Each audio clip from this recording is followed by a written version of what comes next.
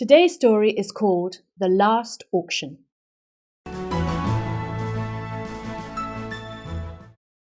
A certain baron was an extremely rich man, and a father to only one son, who he cherished above anything else.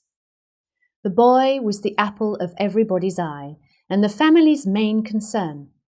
He grew up well loved, and quite spoiled by his family and the charmed life he lived. When he was a teenager, his mother lost her battle to a long and fatal illness. So father and son were left on their own. The baron mourned his wife, and when his grieving was over, he dedicated himself wholly and entirely to his son. Sadly, just after his 18th birthday, the boy also fell gravely ill and died. The baron grew even richer as the years passed by, as his investments grew in value. He was a great connoisseur of art, and throughout his many travels, and thanks to the money from his real estate investments, he amassed a very impressive collection of works of art.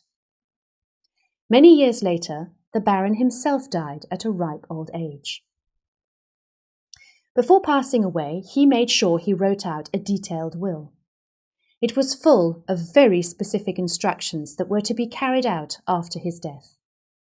He asked that all of his artworks be sold at an auction that was to be held in one of the grand reception rooms in his mansion. News of the auction spread rapidly and began to draw quite a crowd.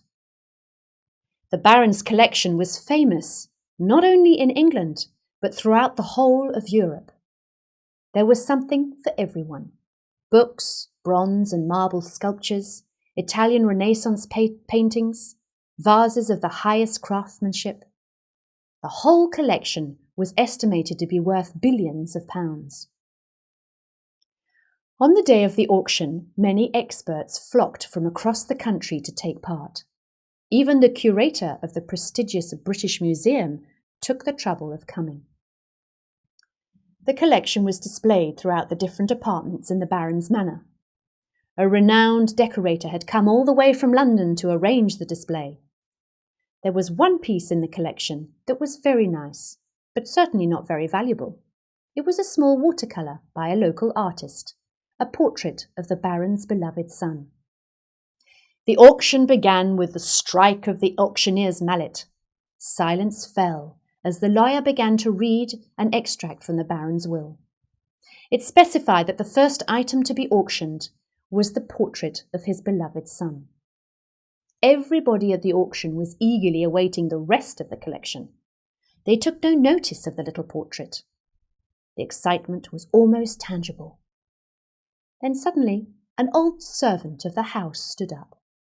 He had known the son and had loved him and served him faithfully. He bought the painting for less than £1. To everyone's great astonishment, the auctioneer then stopped the auction. Turning to the lawyer, he asked him to go on reading the next part of the late baron's will. The room listened attentively, in silence.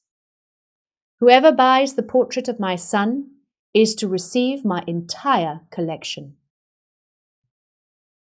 The Word of God tells us that he who knows the Son has life, but he who does not know the Son of God is without life.